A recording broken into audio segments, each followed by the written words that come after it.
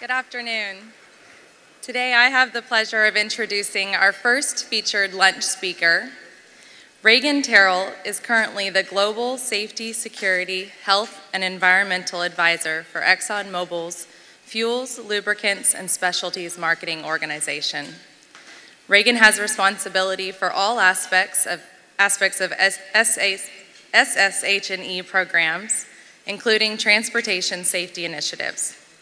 He was instrumental in the development and deployment of the distracted driving computer-based training materials for the corporation and has been a featured speaker on distracted driving for the network of employers for traffic safety and the Texas Department of Transportation. Reagan has nearly 27 years of experience at ExxonMobil. His background includes leading a network of worldwide SSHE professionals, as well as several sales, logistics, and operations management and advisory positions.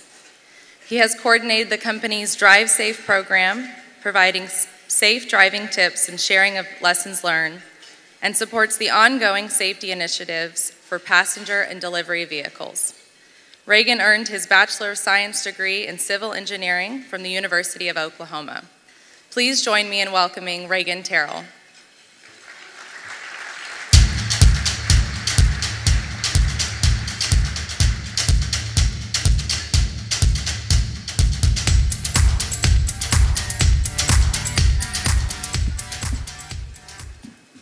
All right, well, thank you very much, and welcome to lunch here.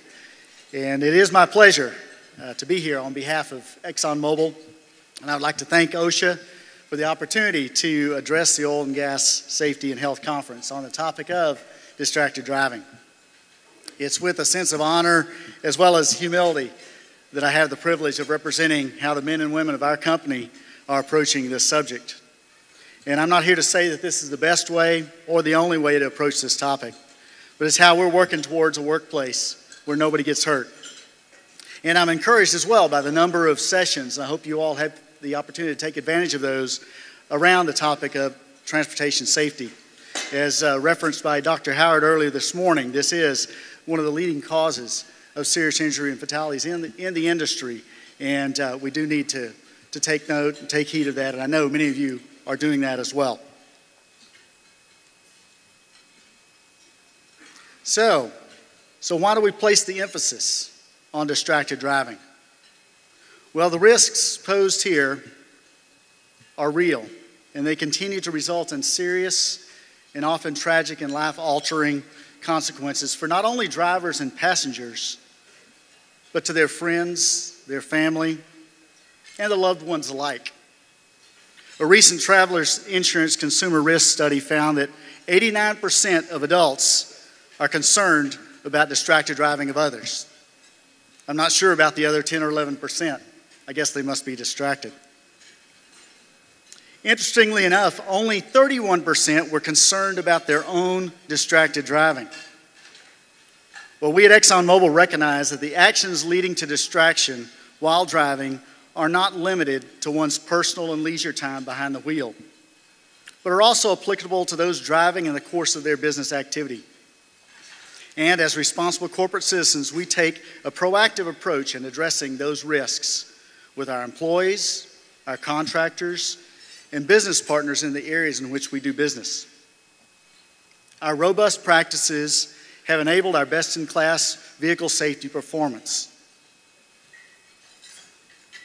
So in providing you a little bit of an overview of how we approach this subject, please bear with me as I go through some of the guidelines and materials that help set the stage for this. And these areas initially focus primarily on managing our own source of distraction. First, I'd like to read for you an excerpt from our corporate-wide cell phone requirements. And these were effective June 1st. It's ExxonMobil Corporation's policy to conduct its business in a manner that protects the safety of employees and others involved in its operations, the customers, and the public. Safe operating a motor vehicle requires a driver's total attention. And based on studies, the use of cellular telephones, handheld or hands-free, or other communications devices while driving detracts from this attention. Accordingly, the following requirements apply to employees while driving for the purposes of conducting company business. Drivers may not use a cellular telephone or other communication device in vehicles except when the vehicle is properly parked in a rest area, designated parking area, or other safe location. Now, this includes placing outgoing calls, checking messages, as well as receiving incoming calls. Now, as I stated earlier, these requirements for all employees were put into place June 1st, 2004. Yes, this year marks the 10-year anniversary of implementing this policy. And this policy solidified our position and our expectations for mitigating the risks posed by these distracting devices for our worldwide workforce, banning the use of cell phones or other communication devices while driving on company business. In addition to our cell phone policy, we developed and implemented additional guidelines on the use of navigation devices, and we have an overall set of expectations in our passenger and service vehicle management guide. And these have been in place for many years. And as specified in our guidelines, our company businesses are expected to complete ongoing and refresher training. Now, this training includes mandatory behind-the-wheel training as well as complementary computer-based training.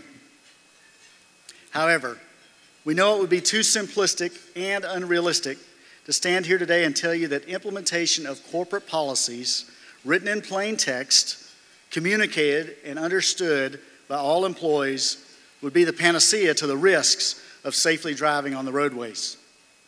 The implementation of our cell phone policy and the other guidelines noted here were some of the milestones on our overall safety journey, a never-ending journey at ExxonMobil. So let's take a little detour on our journey in addressing distracted driving. And I want to talk to you a little bit about our journey, overall journey to safety.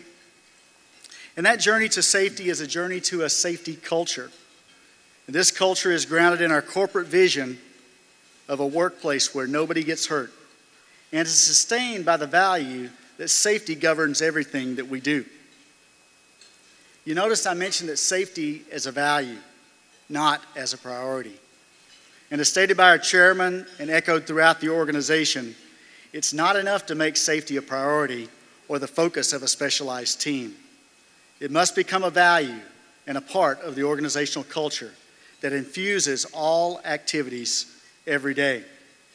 That's also supported in our overall safety credo, where we state that no business objective is so important that it will be pursued at the sacrifice of safety. And a job is well done only if it is done safely. Now, this credo, it was infused in me as a young engineer almost 27 years ago and repeated and reinforced thousands of times over the course of my career. And we know to make corporate safety policies, procedures, and practices effective and alive in our organization, moving people from an attitude of just compliance to a belief that the requirements are in the interest of their safety and the safety of others, it requires more than just the policy itself. These policies and guidelines are just a part in the overall systematic approach.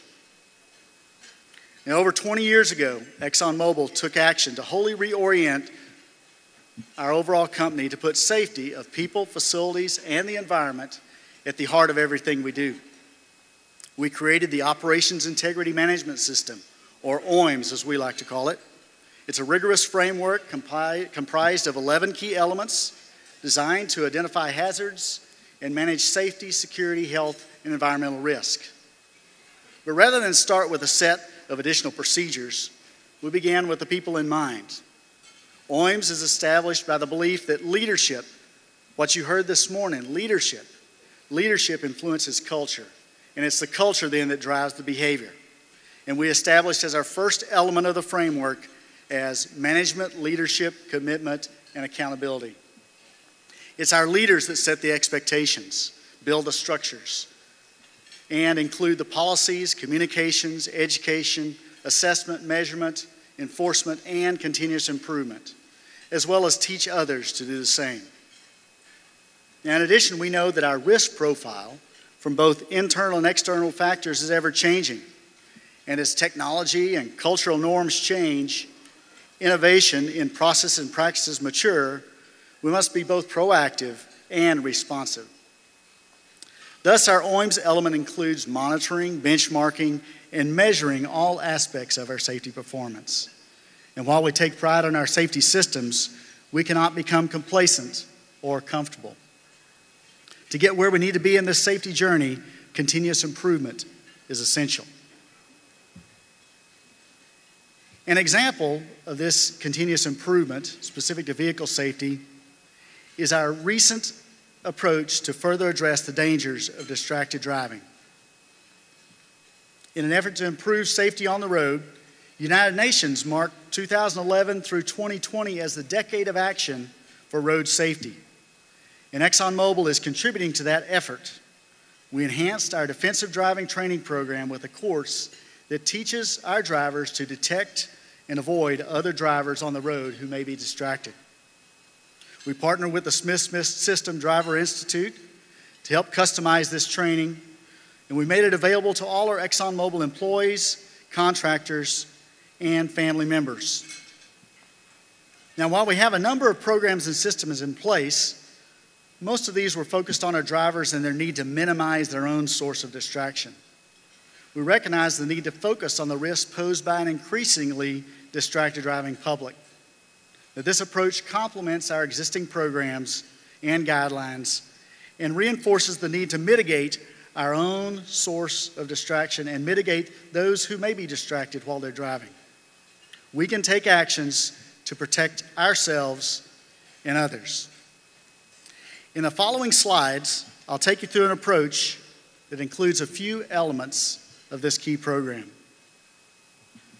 Now, we address this topic through a computer-based training module that's available worldwide to our fleet of drivers.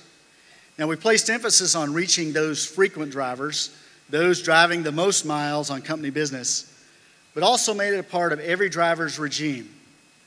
And to help make it relevant and engaging, we delivered versions of the content specific to the needs and challenges of both passenger vehicles as well as our trucking fleet drivers.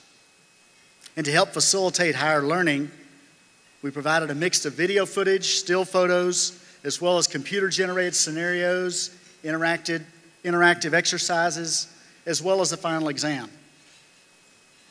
And while we had considerable success in the area of vehicle safety, we recognized the need to engage with third-party expertise in order to develop the materials and content of the course. And in addition, we had our senior management's engagement and support all along the way, providing significant reinforcement as well as leadership communication throughout the development and the launch of the materials, and the final product being this web-based tool.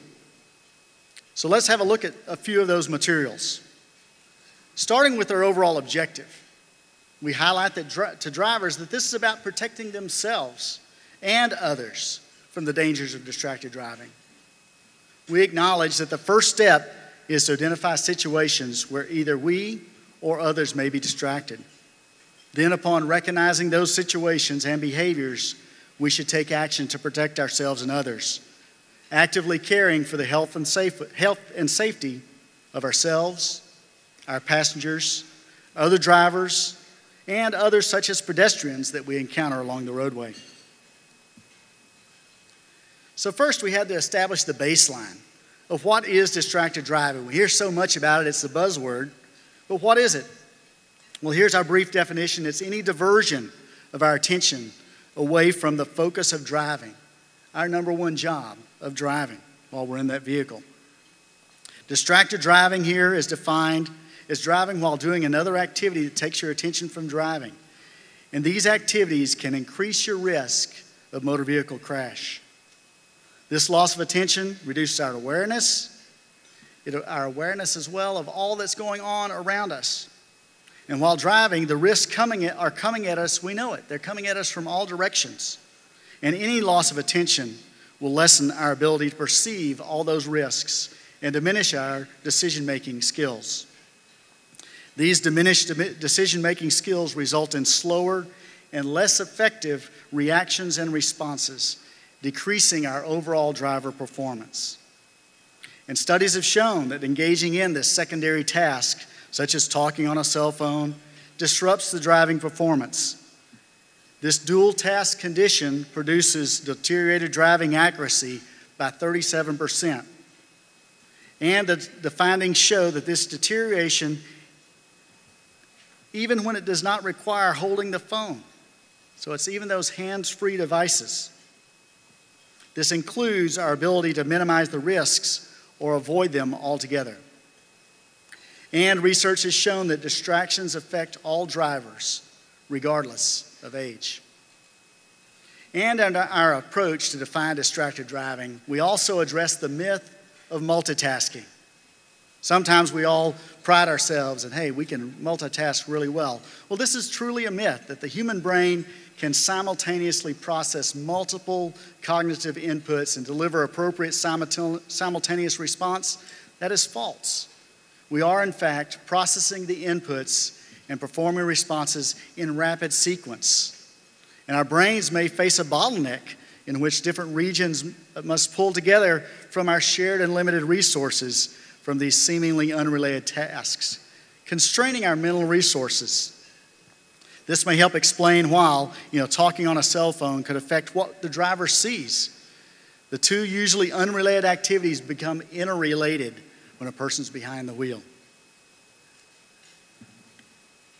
So to help bring this topic home to our drivers, we share some of the key statistics that many of you are used to seeing. For example, the transportation-related incidents are the leading cause of workforce serious injuries and fatalities, more than double the next nearest contributing factor.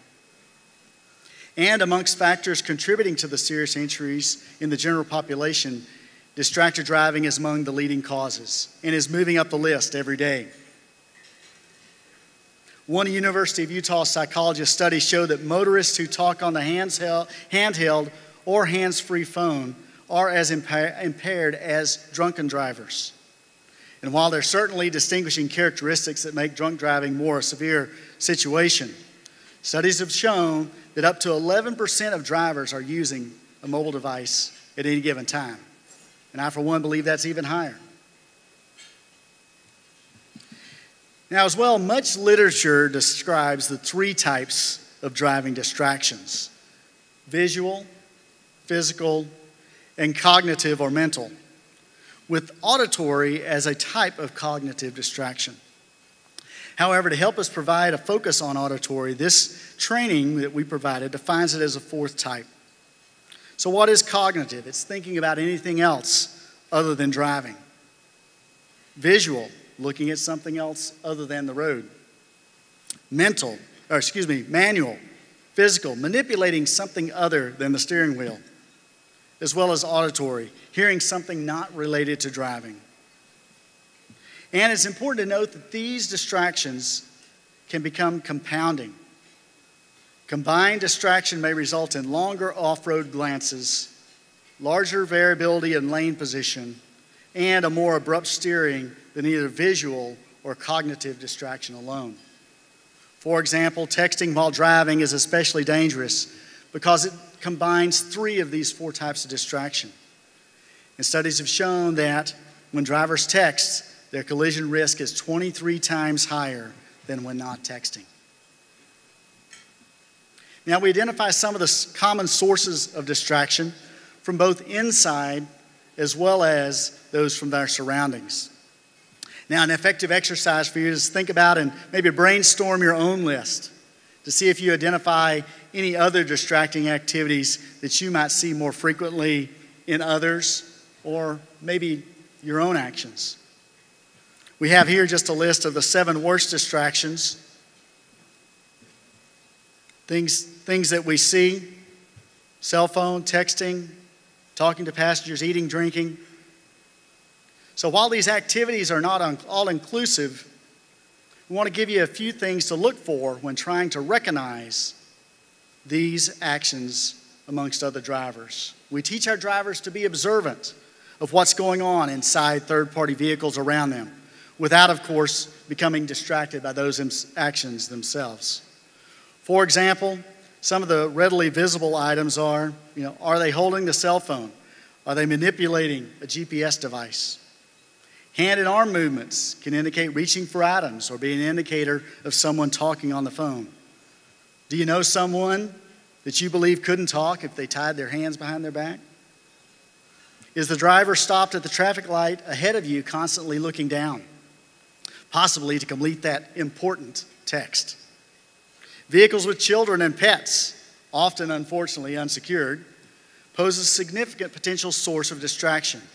Their unanticipated movements, from a large dog in someone's lap or the need to attend to a child, all may pose a hazard to you in the next vehicle. Personal grooming, eyes diverted to the visor mirror for that last-minute touch-up. This might result in a bit of a touch-up to your vehicle as well. And that driver next to you that appears to be talking to the air, studies have shown that hands-free operation is just as risky as handheld. And in addition to what's going on in other vehicles, there are some telltale signs as well as signals coming from the behaviors of the vehicles themselves. Is the vehicle weaving in the lane? Is it making unsafe lane changes? Studies have also shown that drivers on a cell phone are 4 times more likely to make an unsafe lane change. Sharp or frequent steering corrections versus smooth and steady flow of the vehicle are the warning signs. Those distractions may not maintain a steady flow in traffic, speeding up and slowing down unexpectedly. I'm sure you've all seen these, including that tailgater who's following you a bit too close. They may also be distracted.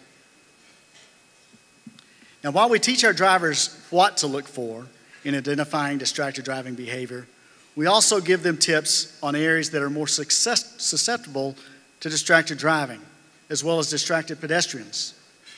Drivers should be even more diligent in those areas.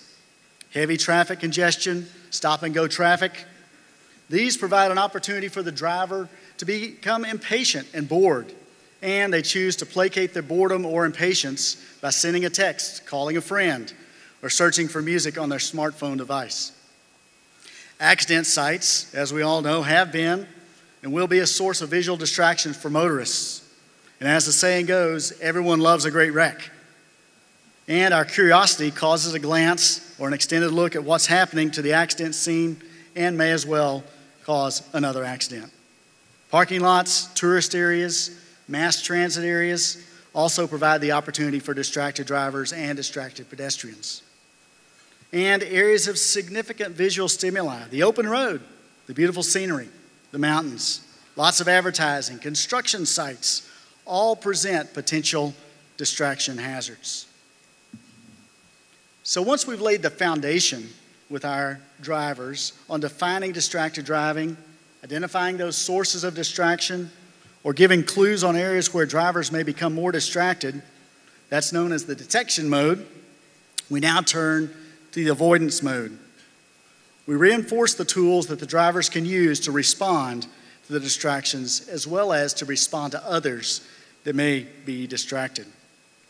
We reinforce tactics around ensuring that you have a significant space cushion, leaving plenty of room around the vehicle, ensuring you're visible to the other vehicles using vehicle positions, signals, lights, your horn to help alert the vehicles around you. And if some of the signs of distraction are noted, also anticipate some of the errant reactions that that vehicle may take. Potential sudden lane changes, sudden stops, some tailgating. Plan ahead that escape route. And based on the circumstances and the severity of those behaviors, it may be appropriate to make communications to the authorities when you're safely stopped. Looking out for the safety of the motorists around you as well. And finally, with the emphasis on identifying and mitigating the risks of other distracted drivers, we continue to remind our drivers to not become distracted as well.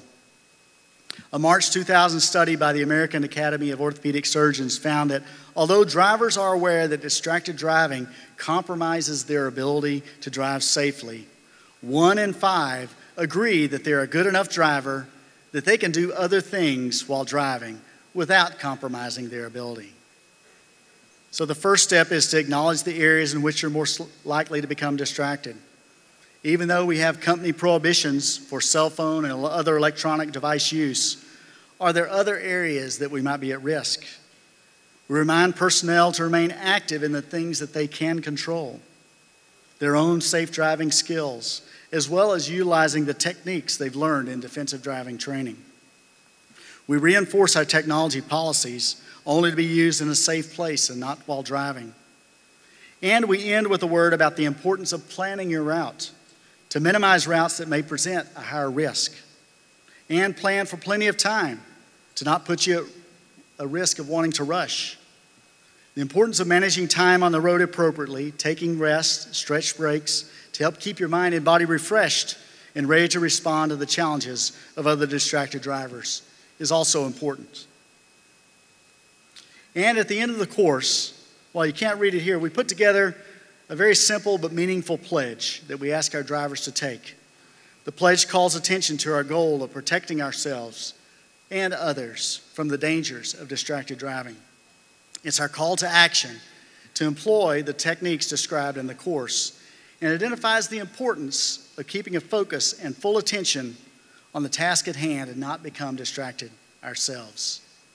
And it acknowledges the role that we can play in modeling our appropriate behavior, not only while at work, but in all of our driving tasks, with our family members, with contractors, with customers, our friends. These actions are all supporting our vision that nobody gets hurt. So to summarize, let me reiterate that we're on a journey to safer roadways, a journey where everyone makes it home safely. Mothers and fathers, friends and family, loved ones, arriving home from those special occasions, their everyday celebrations of life. Our part in the journey is rooted in our safety culture, empowered by the commitment of our leaders and guided by the sound policies and procedures, and strengthened by our commitment to continuous improvement.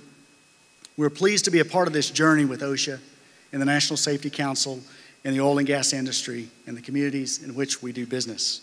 Thank you for your attention.